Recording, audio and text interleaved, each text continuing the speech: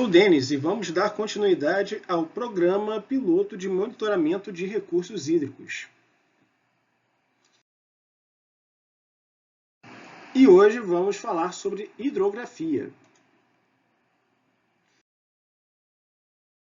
O nosso conteúdo vai abordar o ciclo da água, vamos falar sobre bacia hidrográfica e vamos falar de alguns conceitos básicos para o monitoramento de corpos d'água. O ciclo da água. O ciclo da água se trata do quê? Se trata das diversas formas que a água vai passar pela atmosfera e pela litosfera. O que é a litosfera? É o conjunto de rochas, né, do sistema terrestre, né, da nossa Terra. Bom, e a água ela assume diferentes formas no seu ciclo, né, tal qual a gente estuda, né, em física, a gente estuda os estados físicos da água. A água armazenada em estado líquido, né, seja no rio, no lago ou nos oceanos, ela evapora, e ela evapora também através do que? Das florestas. Né? As florestas elas acabam emanando também emanando água através do orvalho em forma líquida e em forma gasosa através da evapotranspiração. Evapotranspiração nada mais é do que o processo biológico das árvores, onde ela acaba eliminando água, né? A água que ela retira das raízes. Então o ciclo da água com a evaporação e evapotranspiração transforma a água em fumaça, né? E essa fumaça vão formando as nuvens que se condensam e na condensação, à medida que vai subindo, vai ganhando altitude, ela resfria até que chega ao ponto de ter que precipitar. Precipita em forma de água ou vai precipitar em forma de neve. Essa neve vai ser acumulada, né, nas montanhas e com o passar do tempo, né, mudando as estações, essa geleira ou então essas neves acabam escorrendo, criando também escoamento superficial, seja através de chuva ou proveniente do degelo. A água ela acaba ou fluindo, né, ou fluindo através do escoamento superficial, ou então acaba infiltrando pelas rochas e pelo solo. Por isso que é muito importante a gente não impermeabilizar, ou seja, tapar, concretar completamente o solo. Por quê? Porque essa água infiltrada que vai formar os aquíferos, né, de onde a gente tira a água, né, dos poços artesianos, ela acaba abastecendo, por exemplo, rios que em tempo muito seco, ou seja, períodos que não chovem com bastante frequência ou que não chovem por meses, são esses aquíferos que acabam alimentando os rios, né? E esses reservatórios debaixo d'água nós chamamos, além de aquíferos, chamamos, relacionados a rio, de lençóis freáticos. Bom, e as nascentes do rio nada mais são do que o quê? São os olhos d'água. A gente vai falar com mais detalhes logo a seguir.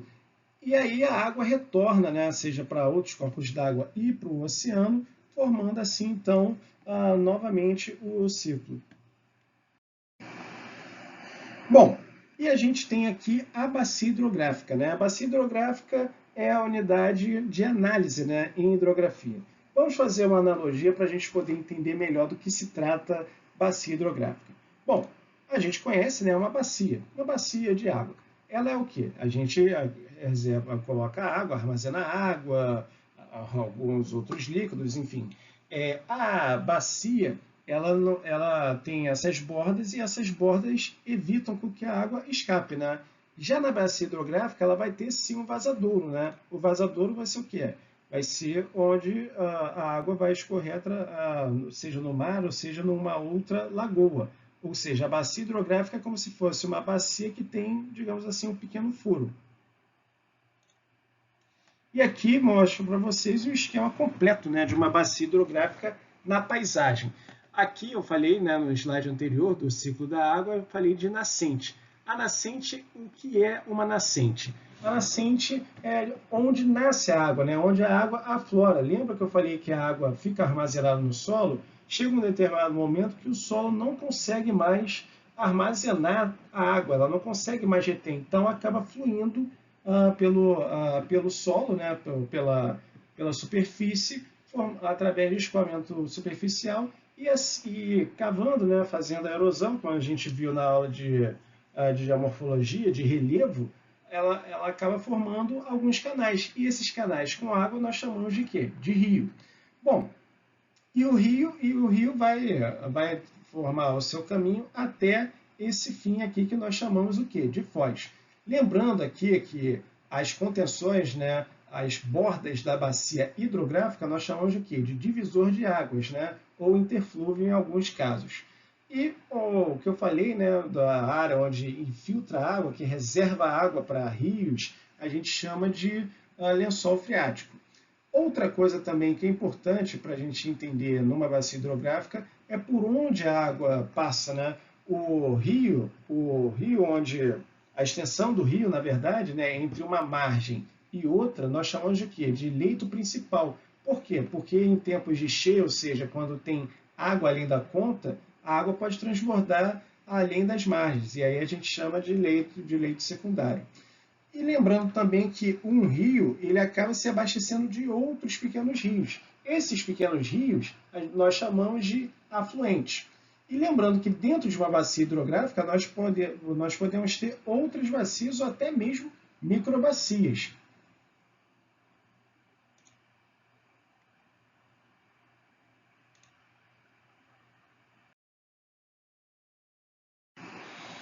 Bom, agora a gente vai conhecer um rio através de seu perfil, né? A gente vai conhecer o rio detalhadamente. Bom, o rio ele se divide, né? O rio inteiro, né? Desde a sua nascente até a foz, ele se divide em curso superior, curso médio e curso inferior, até a sua chegada no nível do mar.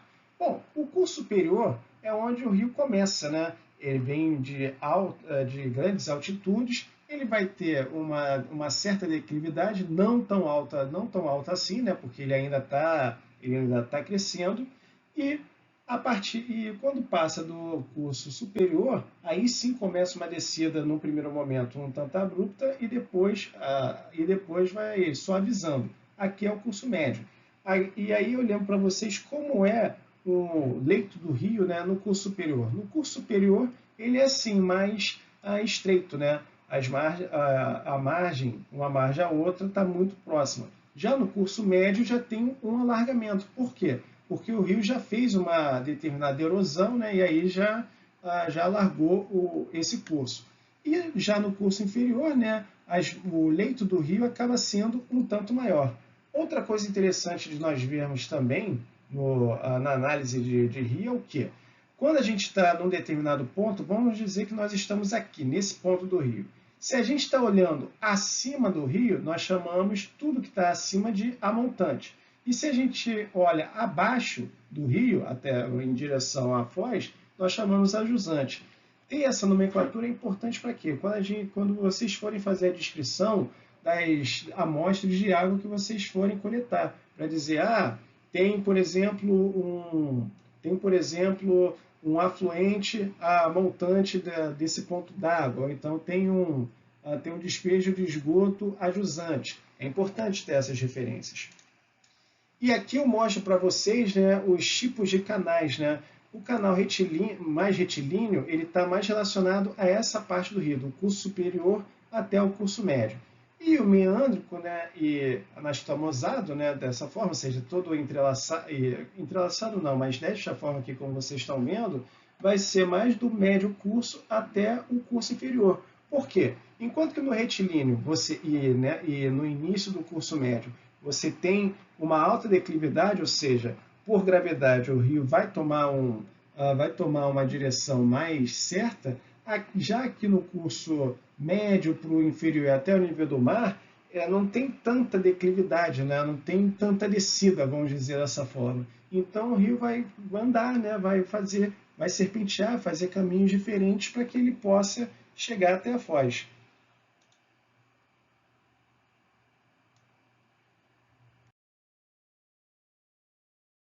Bom, e continuando com os conceitos básicos, vamos falar de um que a gente mais ou menos a gente arranhou no slide anterior, que é o quê? Gradiente. Gradiente se refere a quê? A declividade e inclinação de um rio. Quanto maior o gradiente, maior energia. Por isso que rios que têm alto gradiente vai ter aquele perfil mais com maiores declividades e um canal mais retilíneo. Linha de base. Linha de base está se tratando do quê? É nível no qual as águas do rio não conseguem mais fazer erosão a partir daquele ponto. E aqui eu mostro um esquema para vocês. Aqui nessa primeira figura, a linha de base é o quê? O nível de base, melhor dizendo. Vai ser aqui esse lago, ou rio, ou mar, enfim. Por quê? Porque não existe mais energia para fazer erosão, não existe mais gradiente para fazer erosão nessa área aqui. Então, aqui passa a ser o nível de base.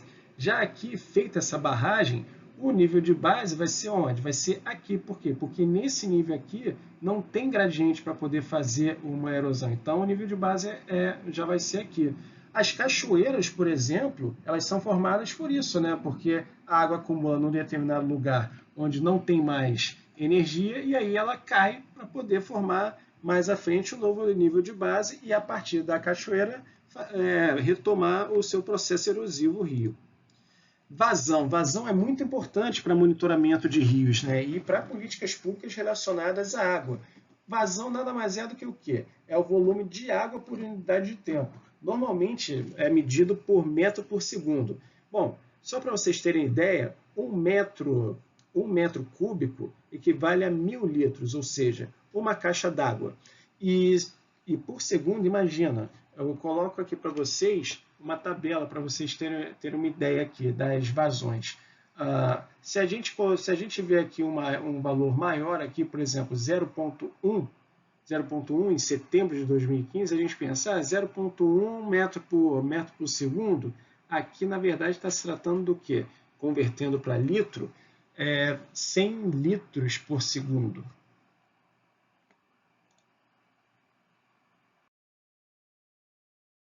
E um conceito mais próximo de gestão, não tão técnico, que é importante, né, e é a razão de nós estarmos aqui no programa de monitoramento, é a segurança hídrica, que é o quê? A garantia de acesso de água com qualidade e quantidade suficiente às necessidades humanas, ecossistêmicas, atividades econômicas e culturais, com um nível aceitável de riscos. Riscos o quê? Riscos pelo excesso de água, ou seja, inundação, alagamento, e de escassez, da seca.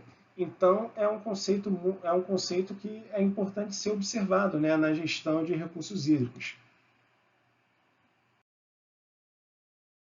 E aqui nós temos um desafio, né, no âmbito aqui do programa piloto de recursos hídricos, de monitoramento de recursos hídricos, é de monitorar aqui, né, a bacia do rio Guapiaçu-Macacu. Aqui tem o rio, né, o município de Cachoeiras de Macacu, ele tem parte da sua extensão dentro dessa bacia, né? Outros municípios também fazem parte, como Guapimirim, e só essa bacia, pessoal, garante água para cerca de 4 milhões de habitantes no estado do Rio de Janeiro. Então é muito importante que seja feita programas, né, que sejam feitas políticas para garantir o acesso à água para essas populações. E esse programa, de certa forma, colabora, né, com esse desafio. Tanto que, há um tempo atrás, foi instituído o quê? Uma área de proteção ambiental para esses rios. E a área de proteção ambiental nada mais foi feito de que forma? Garantindo que a 150 metros do rio para cada lado, ou 50 em determinados locais, seja protegido, ou seja, nenhuma atividade pode ser feita no entorno desses rios.